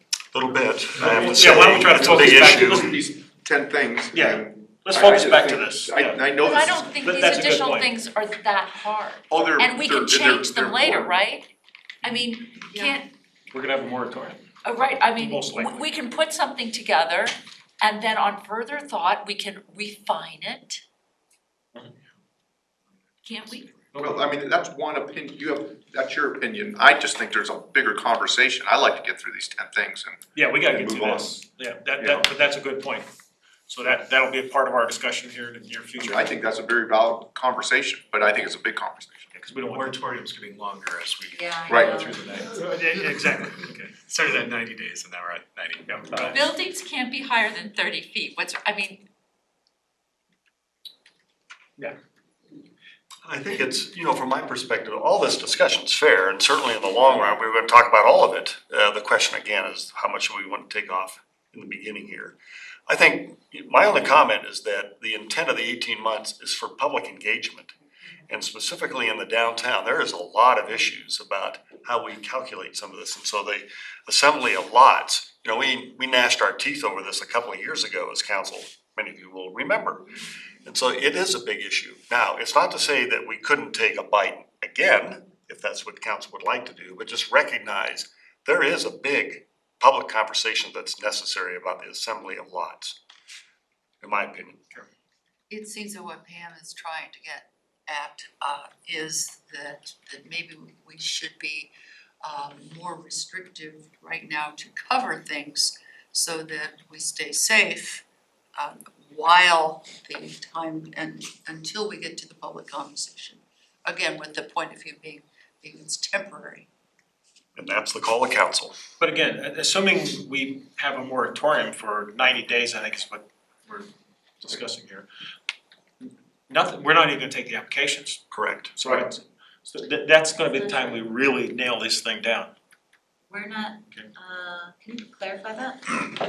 So we're not gonna take applications if they meet one of these criteria. We're not saying we're not, so if an application comes in and, If can you you're clarify applicant. that? Are we really not, If oh, for you're- the 90 days, we're not taking an Correct. application? We're not asking the application. Correct. Yeah. Unless the moratorium is extended. Yeah, if somebody wants to do a small addition onto their single family home, It's not applicable to the moratorium. Right. Yeah, because our moratorium is relatively, again, it's narrow. It's narrow, it's applying to more than one unit. So if your application has more than one unit and it's in this downtown Littleton area. residential unit. Correct, then the moratorium's in effect. And auto-oriented developments. And as well as the other moratorium, which would concern auto-oriented uses, so the commercial side of that. And when does the moratorium officially start? Technically, I would say it's, We haven't even voted on it. When would it start, if we voted? with a pending ordinance doctrine, could technically be in effect right now. So staff isn't gonna be taking those applications right now, pending council action on this item, so it's coming up on Next week, aren't we? Next week, first reading, second reading on the 4th. Technically, it's about 9 days after we vote on it till it goes into effect, technically, so that's February 13th. Unless we had an emergency moratorium. Unless you did an emergency moratorium, which would be less than, would only require one reading, but I'm very confident in the fact that we're not gonna be accepting these applications between now and when council votes on it. So whenever it technically goes into effect, I'm not concerned about that. I'm gonna move on to parking so we can wrap that up and get on to our next item. So let's go ahead, get to the parking. And it seems to me the parking, still, when you have, was it 2 bedrooms, 1.5 parking spaces, likelihood is you're gonna still have 2 cars. So I know you guys have struggled over this, so So some of the other language that we are proposing is making it very clear of rounding it up. So if your calculation comes out that you're at 2.5, that means you need to provide 3. At 3 total or 3 just for the guests? So 2 separate issues. One on the guest parking. So we're saying 0.5 per unit. So if you have 4 units, then provide 2 guest parking. On the lot. but my question was though on the two bedrooms, that 1.5 is not, to me, doesn't seem a great number. It seems to be, should be a solid 2. So can you come back to, there's some like general standard. Well, I think Pam was going up here, hang on a second, go ahead, Pam. I just wanna clear, we're talking about parking for the homeowner or the renter or person who lives there, and then additional guest parking? And it's on the lot, Off street. off street. So let's have staff clarify a point if you Sure, don't mind here. sure. So when we say 1.5 parking spaces per bedroom, so if you have a 1-bedroom facility, it says 1 parking space for 1-bedroom unit. A 2-bed was Gotcha. 1.5. Right. Karina. I was just going to ask for some context and information of how you got to this recommendation. Take a shot at that? Yes. Okay, so our code is, our parking code is fairly old. And originally, as far as context of where we were coming from, multifamily developments, back when the code was developed 40 years ago, were anticipated to be traditional apartment buildings with kind of parking lots around them. And the parking lots were to be shared. So one resident might park in one spot one night and another side of the lot another. And that's where we came up with 1.5 spaces per unit, was that the idea, that not everybody would be there all the time. People would kind of flow through those lots. Well, condominiums weren't even really thought of back then. And the world has changed, and now we see these smaller developments that function a lot more like single-family units. Yet we still have this parking requirement of 1.5 spaces per unit, As a standard, yeah. and it doesn't seem to work very well anymore. So that's kind of where we came from with, okay, maybe the idea, and there's real pros and cons on this, but maybe the idea is to increase parking or one idea is to increase the parking requirement if we think that there's a parking, these small units are adding to a parking problem if there is one. Yes. Another. Let's let Scott get his question. Yes. Might not have been here. This is a naive question, but so be it. Kelly mentioned that development next to Graceful, that's 3 units. If this were the requirement in place, or 6 or whatever, right? And it's off-street, how do you have half of a parking space? You don't. We don't want it anyways. You don't want it, but that is what has happened, is we will get garages for these units that, your standard parking stall, 9 by 20 is how Littleton measures it now. And we'll get a parking garage unit for just that unit that has another 9 by 13.5 by 20. 13.5 by 20. We've kind of addressed that part now. That happened once, and we put the kibosh on that pretty quickly. So the developer we would require them to round up. Up no matter what. Up, So no if matter you're what, at 12.1 spaces required, you provide 13. But the risk, so I was trying to get to the, can you try to finish answering the question? Right, so How do we get to here? I know there are industry standards and best practices and things like that, so. this involves partly best practices. A lot of different municipalities talk about parking by the number of bedrooms, particularly with multifamily. And that might help, as a precursor, and this could be a larger conversation, with the code update, but that might help. It's a fairly common practice that may kind of help alleviate if there's a perception that some of these apartment buildings are not providing enough parking, and their guest parking and their parking is sort of spilling out onto the street. This helps to address that by increasing the on-site parking requirement. And there's two sides to that story. So maybe I'm gonna talk to the side of that story. I don't know where I stand on this per se, but if we require more parking, then you create the garage, which takes away from the character. There's such a balance here of what are, if we have to prioritize what we want to happen, I don't know how all this now comes together. So if we require more parking, then maybe we don't have room for open space, or I'm not sure, right? If we look at some of the existing homes that are down there that are the older homes, they probably have less than this and maybe don't even have any parking. So this has to balance with our direction towards character. The other item here that feels like it's in conflict is we have a whole other set of codes to talk about not wanting it to be auto-oriented, and there's developments, I'll use Denver as an example, that they're building, not that we should do this, but they're building multi-unit with no parking to say, no, you don't wanna have a car here, it's super inconvenient for you, I'm gonna make you walk because I'm not gonna give you a place to put your car. So I feel like this, That's what we've done. we're being in conflict with some of the other things that we're doing. You're hitting on everything that we have thought of staff We'll go Mark, then Kelly, then Pam. Yeah. And then we gotta wrap her up. Yeah, I just want to emphasize what what your point is, and this is part of the larger conversation. So in a downtown is we probably need to look at it very differently than we would any other part of the town. Some cities, not just Denver, don't require parking at all for their multifamily development in the downtown. They allow it to go on street, that's what they want.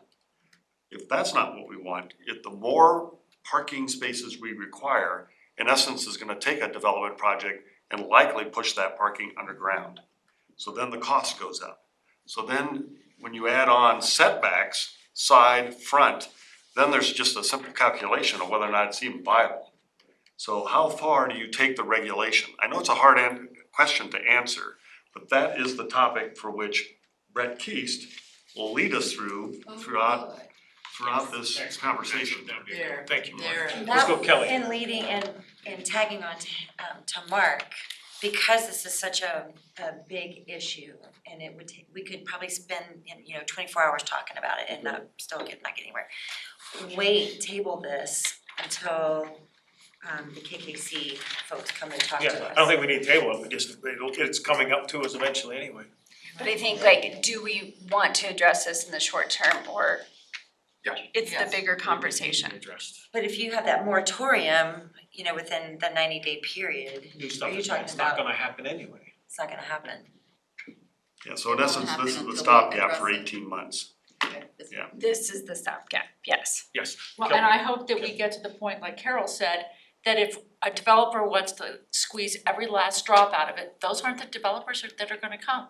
And if they put underground parking and it drives up the price, that's not gonna work for people. So I hope we can come to some medium. One thing I'd like to throw in the mix, and this is probably you're gonna tell me it's for the longer time, is the parking exception for those in the district. And that adds to the parking problem, something we've looked at. I don't know that it's a short-term thing, but I just throw it out for the long term. That's definitely a long-term conversation, We can talk recognize. parking all night, we definitely, Let's let's not, exactly. Anything else? Cause we can move on to our next item. Alright. Can we take 3 minutes? 3-minute break? How about 5? Oh, 5 will be fine. Okay, why don't we do a 5? Thank you very much. This is huge issues, as you can see. It's zoning fun. Very nicely done. Very good. Yeah, I Thank mean, you. you've been talking about this a long time, and here we're just like lobbing things at you. No, we knew this would be the case, no worries.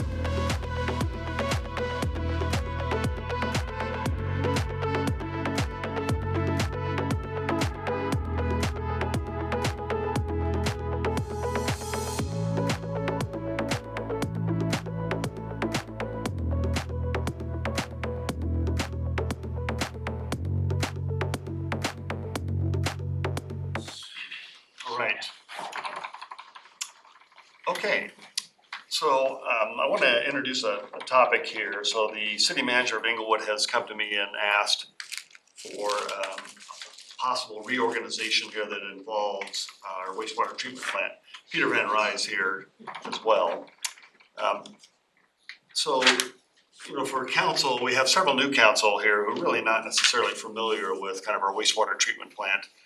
And we do have an annual meeting once a year, typically in July, and that's when the two councils come together and we kind of talk about the capital and operating, and in essence, kind of set the stage for a budget that will eventually be approved by both councils. So this plant is jointly owned by Inglewood and Littleton. And there's an agreement back in 1982, if I remember correctly, that kind of spells out kind of how this is to be operated. So in a short version, the two cities own it. The city of Inglewood actually is the one who operates it. So they hire the staff, they manage the staff, they manage the systems in order to kind of support the plant. And all that cost is then allocated back to the two cities. So for years, we've had a single plant director who was hired just to kind of manage and direct the plant. And so there is a memo in here in the staff communication here that the Inglewood city manager sent me and shared with council on a proposal here to actually have Peter manage not only the plant at roughly half the time, but also then the two utilities within Inglewood. So he would be in essence kind of a general manager of the plant, and then separately as the water and sewer utilities of Inglewood. And so I think I'll share some experiences because I've been in the exact same situation where I had to manage personally a co-owned wastewater treatment plant, and then also had to operate utilities in another city, both water and sewer and solid waste, by the way. And so I can appreciate what the Inglewood city manager is attempting to try to accomplish here. And I think the real question then becomes, what is it that we're doing here in an agreement that allows us to kind of protect our interest? And it's this potential of a conflict of interest on how the plant director may operate the plant, and then how the other utilities of Inglewood may somehow conflict with that. And so I think that is probably the central issue. If this was to go forward, then the city would realize, our city would realize kind of a cost savings, which translates down to our ratepayers.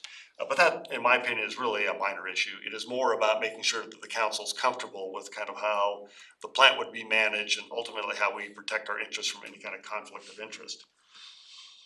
So I think I have Reed here, who's actually been part of the conversation with the attorneys here, both with the wastewater treatment plant, David Robbins, as well as the city attorney from Inglewood, and kind of working through, and you'll see what we call a draft memorandum of understanding. And so we can talk through the specific issue of a conflict of interest. Now, I will say in my view, from an operational standpoint, I do recommend this, and I understand completely what the city manager of Inglewood is trying to accomplish. I think from an operational perspective, I don't see a problem. I think the way that the co-owned plant is kind of the oversight of that is through a supervisory committee, which consists of the two city managers and two public works directors. And so the four are the ones who actually oversee the daily operation and the implementation of the budget here that's approved by the two councils. So if there is an issue, then I think that's the body, and always has been the body, to kind of redirect kind of the intent here for the operation of the plant. However, I just want to make sure that the council themselves is really kind of comfortable with this proposal. We really do not need the council to formally approve an agreement. This is something that if the council was comfortable with, I could execute here with the city manager in Inglewood just through a memorandum of understanding. So it does not need a formal amendment to the 82 agreement for the plant.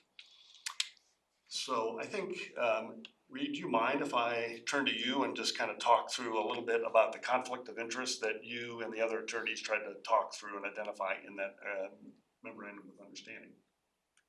Sure. Thanks. So I think one of the issues that all of the legal counsel identified was how we go about dealing with a situation in which there is material conflict of interest.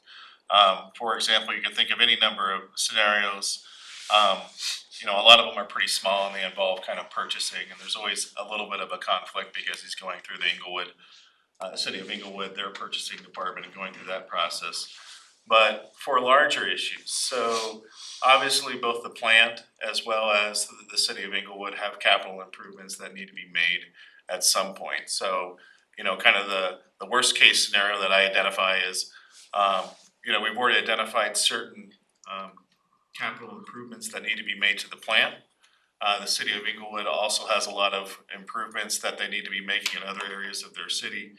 So let's say, just speculating that Inglewood has $10 million they can dedicate to this, and they go to Peter and ask him where the $10 million needs to go.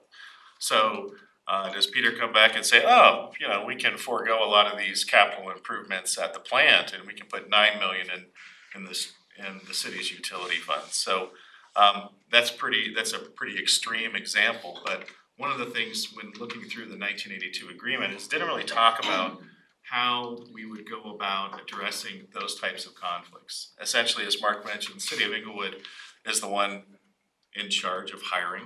They're the ones in charge of employing those persons at the plant. And certainly the supervisory committee is involved when it comes to the operation and administration of the plant as a whole and making those decisions. But when it comes to this employment type aspect of the director, and then when it comes to mitigating some of the risk that would be involved when there is a potential conflict, what we decided to do is we met as a group. We had a number of conversations individually and online and various iterations of this draft to put something together, and I think Peter was involved also in some iterations, but to put something that tried to mitigate as much risk as possible on behalf of the city of Littleton. So I feel pretty comfortable that we were able to do that for the most part. Is it 100% foolproof? No, but nothing is. So if you have individual questions regarding what's contained within this MOU, but we wanted something in place with something in which the city managers can go ahead and determine and make those decisions. And if for some reason they couldn't come to a mutual agreement on something, then we would get the supervisory committee involved to make those decisions. But it allows the cities to work a little bit more nimbly without having to convene groups to have these discussions. Maybe a couple of topics I might just highlight from my perspective why I guess I feel comfortable recommending this change. One is that, you know, as a result of Peter being hired here, we made some pretty substantial changes at the plant here, both operationally and at the capital side. And the previous city council saw a lot of those proposed changes here at the last joint meeting. And so we had projected a much higher number, for example, on the capital that was going to be necessary to meet the state's dishwater discharge permit for the plant. And so we reduced that through Peter's efforts here. And so based on all of that work, and again, I get to see it at the supervisory committee meeting, you don't necessarily get to see the detail of all that.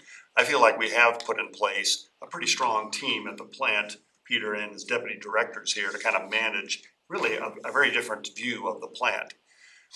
So that's probably one of the stronger pieces why I believe at this point in time we can, I don't see necessarily the risk as being all that substantial.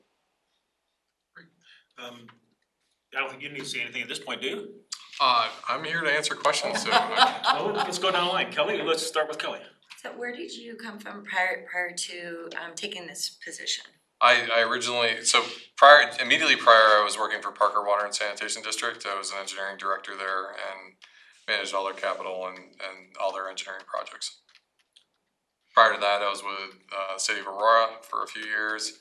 Prior to that, I was with Town of Castle Rock Utilities. So I've moved through utilities. The reason why I went back to Parker was because my director from Castle Rock recruited me back away from Aurora back to go work at Parker, and so I worked for him for another 5 years.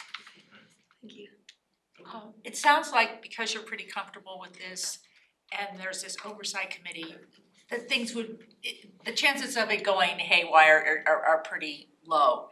If something went haywire and you were no longer feeling comfortable, could the MOU be changed to accommodate that additional scenario that wasn't in the initial one? Yeah, I think the intent of the MOU is so that if we do see a problem, that there's an opportunity for me to, in essence, really kind of stop what's going on almost immediately. I can't remember exactly the language in there, but that would be the intent. And So it could be updated if needed. oh, I would agree, yes. Mutually agreeable. And we have, Both sides have to sign. let's go ahead, Karina, questions? I was trying to make sure I understood the answer. So it could change as long as both parties are agreeing to the change. If we don't, there's a provision in there per the 82 agreement where we would bring in a fifth person to actually then help us decide how to solve that. Now, I have discussed with the Inglewood City Manager that at my sole discretion, if I believe that it's not meeting the interests of Littleton, we just stop in essence immediately. So we can also terminate this agreement with Inglewood just with 45 days written notice. So if it wasn't working out and there were. You guys have made it clear, you guys want it, that's for sure, yeah. Patrick, do you have a question? Nope, I do have a question of Peter, but not, I wanna hear about the RIN or the biogas after we finish up this conversation. That's good, thank you. Right. There was a possibility for a while that Inglewood wasn't going to pay for its share. What happened to that? Yeah, I think that's still the challenge of Inglewood, and I think that's perhaps kind of one of the potential conflicts is how, in essence, how much money does Inglewood believe they can achieve here to address not only their own collection system in the sanitary sewer, but their commitment to the capital of the plant. That's still a challenge. And I think that's why I guess I feel comfortable at the supervisory committee to protect our interest at the plant. I know what needs to happen at the plant, and so that's pretty clear what Inglewood's gonna have to do, in my opinion. How they manage the nuts and bolts of raising the money, that's a different issue, but the plant must be addressed. That capital's clear. And that's one of the challenges, and a lot of it is on Peter, because he owes both a fiduciary duty to, assuming this goes through and he accepts employment with the city of Inglewood in that capacity as their director, he has a fiduciary duty to both the city of Inglewood as well as to the plant in which the city of Littleton is an owner, so he's definitely wearing two hats at the same time. And I think I can actually maybe speak to this a little bit. So last December, Littleton sent Englewood the letter about raising this concern about the capital funding. And since that time, at the plant, we've developed a cost of service analysis. We've gotten results for that. We've developed a 5, 10, and 20-year financial plan. So we've planned out what our needs are and what those financial requirements are over the next several years. All of that information then feeds into the City of Littleton's sewer fund, enterprise fund rate and fee analysis, and then it'll feed into the City of Englewood's rate and fee analysis. And so if by me assuming this role as director of Englewood Utilities, that would be one of the primary functions for my role there, is to ensure that that funding is met for the cost of service that's been already established for the plan itself, plus whatever additional needs are for the collection system at Englewood. The City of Englewood's collection system is pretty basic. There's no lift stations. It's all gravity flow. So the largest line item on the City of Englewood's sewer enterprise fund is the plant, and it will continue to be that way. And so I think what it does is it allows me, with having a keen understanding of the needs of the plant, to make sure that those interests are met as we're going through the process of developing those rates and fees for Englewood, and then feeding the same information to the City of Englewood, who's doing a similar process right now. Yeah, I just wanted to share my thoughts about this. First of all, I really appreciate Mark's perspective, which I think it's worth noting is based on his experience sort of living through and doing exactly the arrangement that's proposed to council, and compliments to the city manager. I think this MOU is very capable in terms of managing any conflicts of interest, but for me, conflicts of interest are a very frequent topic for attorneys. And in, you know, my 7 years of practicing, I have learned that conflicts of interest are serious, right? And I think that they are best avoided and not best managed. I think that the only reason to flirt with a conflict of interest or a potential conflict of interest is if your side of the negotiation is getting something that justifies the risk. This water treatment plant is a major asset of our city, and all we're getting out of this, keeping in mind that we're like an $85 million a year organization, is a pretty trifling $45,000 a year in terms of personnel cost savings. I don't see enough incentive for us to mess around with a potential conflict here, no matter how remote the possibility. That's what I think. And I'm gonna go ahead and chime in here too, is who does our water management now for Littleton? Water? Well, we, The same function. wastewater, that'd be Keith Reister. Okay, that'd be Keith. And then, Peter, you're great. I'm glad you're here. The sewer plant needed you, and we've had some great directors before you too. And how many directors have we had in the past 5 years? Actually, Peter's the third. Right, and part of the issue has been Inglewood. And there has been some relationship problems over the years that has been created, and it isn't so much from Littleton. It's really been from our partners on this. The last director, we had a fine person that was great for the job, literally just quit the job without having another job available. That's how bad they wanted out. And it wasn't because, and it was because of some relationships that have in part been fixed. I'm hesitant to agree to this because we have something that's working really well right now to get involved with Inglewood's issues. They have some issues there, and I know they're working on them. They're gonna get them figured out, but I just don't wanna be a part of that. I like what we're doing at the sewer plant, and I'm looking forward to that update that Pat has asked for. But I'm just not comfortable with this, because if it doesn't go well for whatever reason, not because of your skills, because I know your skills are definitely good, but if it didn't go good at the city level, it will carry over to the plant, the conflicts that you were just talking about. So yeah, I'm not real excited about doing this. So, Karina? I'm also concerned about the conflict of interest. I kind of agree with both your points. So I want to understand the trigger for this, so that you have more capacity, and this is why you can do it. So how could you even take on more at this juncture? So it's based on the structure that we would set up. So right now I have 4 deputy directors in at the plant, and I put 2 deputy directors in the utilities department. And what the utilities department needs there is it needs leadership. And so it's not that I'm taking on a ton of workload as much as I'm taking on leadership and guidance and direction and things like that. And so it's much like, I think if you were to look at the private sector, if someone was running a business unit and then started running another business unit because they were successful in the original business unit, that they can translate that skill set to another area. And so it's not a matter of I have all this extra time. It's that I would use my time in a way that would lead the 2 entities in a way that was beneficial to both. Any other comments? Yeah, I could see the overlap. I think it's pretty clear the overlap with what you do for the utilities and the water treatment plant. So again, I would follow Mark's lead on this and endorse it. Why wouldn't we do the same thing also? Why wouldn't we say, well, Keith, you don't need to have this responsibility anymore because we can use Peter? Maybe he doesn't want it. Well, let's see. I think that Peter's got enough on his plate here to handle Inglewood and the plant. I think to take on another city is a very different topic. And so take over.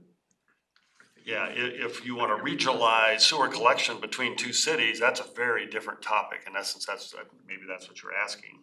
But I wouldn't recommend that without a pretty detailed study about how you. And that was just That was a Yeah. rhetorical question. That was, yeah, it was really rhetorical. I guess my point is that if we have an employee that can handle it, why can't Littleton, can Inglewood get an employee that can't do it? We have a really, an excellent person in Keith, as well as Peter. Why can't Inglewood go out and get their own instead of involving us into their? They certainly can, and in fact, that memo there by Sean Lewis, the city manager in Inglewood, certainly points to that's the other alternative, is you keep it separate. Peter does stay as the plant director, and you hire somebody else to manage their two utilities. Again, just knowing some of the recent history and why we lost our last director, it just really concerns me to do this, cause I don't wanna lose you, man. Don't wanna. Yeah, and I mean, I wouldn't be here saying to do this unless it was something that, you know, was interesting to me. You know, it's not as if this arrangement is gonna be something that drives me out of Englewood. If anything, it's a new challenge. The plant's running very, very well. I really enjoy my role at the plant. I wanna stay at the plant for a long period of time. So the last guy. And well, I think we've addressed a lot of the functional issues that were going on. I think the supervisory committee has a whole lot more defined control that had gotten out of balance under my predecessor's role. I think if you go even farther back, you know, the structure that had been in place for several years was that the plant manager actually reported up through the City of Englewood Utilities Department, so it wasn't a director to the city manager. So that's, by shifting it to elevating the position, making it a director level position, actually created more autonomy and authority for the plant by itself. This just becomes a parallel role, for lack of a better term. Do you have questions? Yes. I support Mark's recommendation. We have one more question. Sure. On the memo of understanding, is this scenario limited to with Peter on this role, or regardless of who's in this role? So the new structure is going to be based on the role, not the individual? How is that written? Well, I think in my view, it's a little both. I think it anticipates that if Peter, we were to do this and Peter was to leave, there is an opportunity for the Englewood city manager to recruit for this dual role. But in essence, the supervisory committee then would have to step back and actually agree to that, depending on ultimately, I guess, who might be selected. If we're not comfortable, Littleton, then it would be separated at that point. And then finally, the 45-day out clause, could it be for any reason, or does it have to be a justifiable reason? It could be for any reason, and if council thinks that's too long of a time to wait, we can certainly adjust that termination provision. I'm sure Inglewood would be okay if we we'd have to shorten that. So all you need from us is just a consensus on the majority of council saying yes, go for it. Well, and that's, you know, again, I don't want to simply discount to 4. I think it's more about making sure that that we're comfortable with this. If you're not comfortable, then I'm not going to execute this thing for. So what I'm hearing, quite honestly, is I've got enough doubt in this where I'm not comfortable executing this in its present state. Where are you on this? I'm not. Thumbs up, I'm not thumbs down. comfortable. Yeah, Patrick. I'm good. I'm good. Patrick's up. Yep. Up. I'm a little concerned after hearing some of the comments that have come forward about the past, and I realize it probably Up or down? updates. Mark, wait a second, Mark or what? Mark is up. To go ahead and do it or not do it. Mark is down. Oh, don't listen to the city attorney. I'm gonna say no. Kelly? I'm up. Okay. And I'm not in favor of it. There's just too many, doesn't help Littleton. Okay, appreciate that. Can you maybe give us an update on the Meanwhile, biogas Sure. plant, and are we starting to sell these RIN options or credits? We are, so what we're doing is we're banking it right now, and so we're doing an administrative banking of the gas that we're injecting into the pipeline. Because we have to get the approval from the EPA, so we're still awaiting that approval. As soon as we get that approval, then we'll get a check associated with the RIN credits themselves. There's several different sources of revenue for this gas. One is just selling the gas to Xcel, so we'll get that revenue because that doesn't require the EPA certification. The RIN program is the next piece of the revenue that will, once we get that revenue or that certification, we anticipate it. I think we just talked last week, and I think we were anticipating the check to be coming sometime around April or May timeframe for that. But it's for gas that we've been injecting since October 31st, and so it's a So the brokers are buying. yeah. So we're selling it. Yeah, we're selling it out on the market. The RIN value is lower than what was anticipated, but we're also looking to access another low emission clean fuels LE. All right, I forgot the acronym because I work in wastewater. But there's a California emissions standard program that we just amended the agreement to access, and based on our rating on that, we're anticipating several $100,000 more above what we're anticipating for 2020 revenue by accessing this market.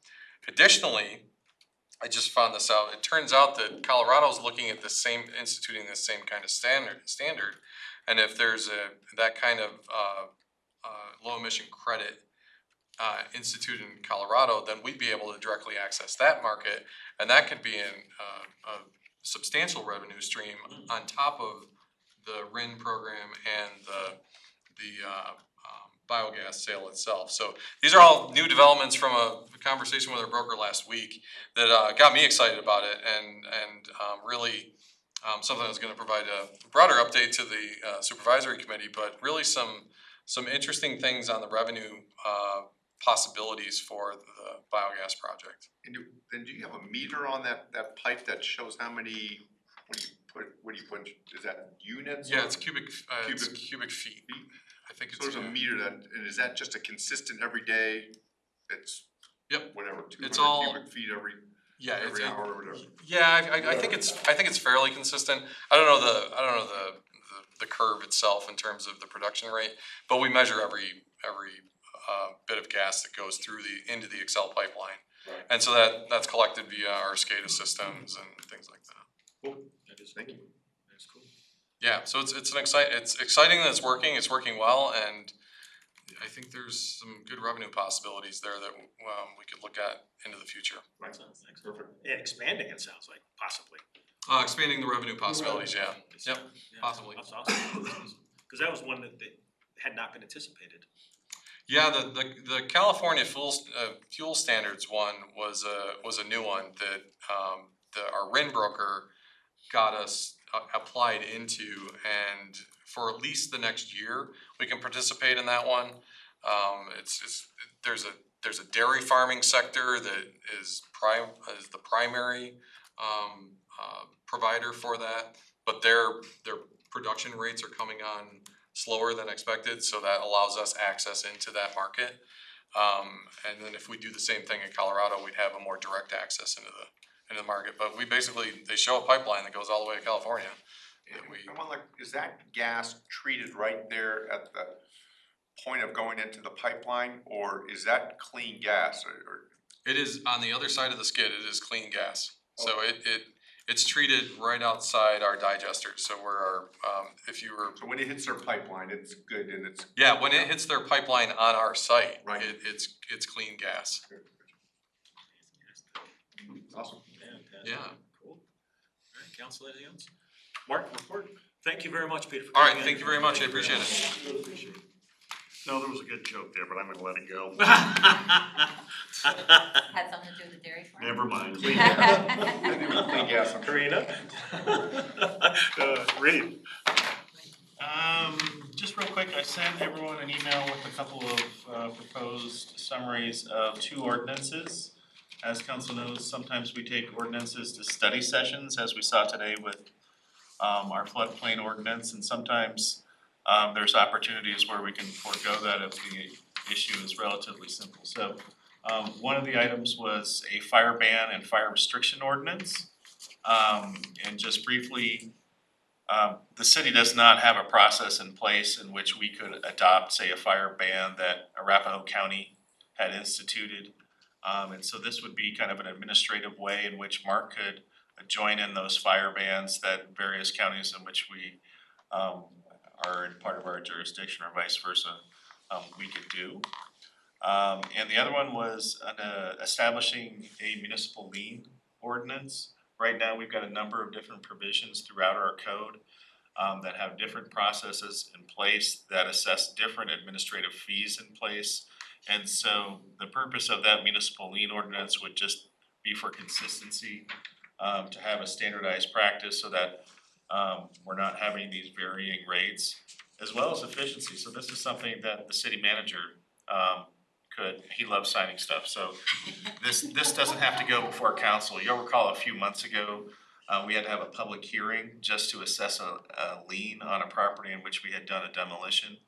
One of the risks associated with that is there is a risk that by the time it got through the city council process, that house could have been conveyed to someone else, could have been sold, any number of things could occur. So this is a way to mitigate that risk. And for us to act a little bit more efficiently in that process. So assuming no one had any questions or any heartburn or required further information, as if we're okay with putting those on as ordinance. Right now I have them slated to go next week would be first reading, I think. Yeah, I read those and I was fine with it. Yeah. Well, anything else? Finished? Okay, thank you. Yeah, good.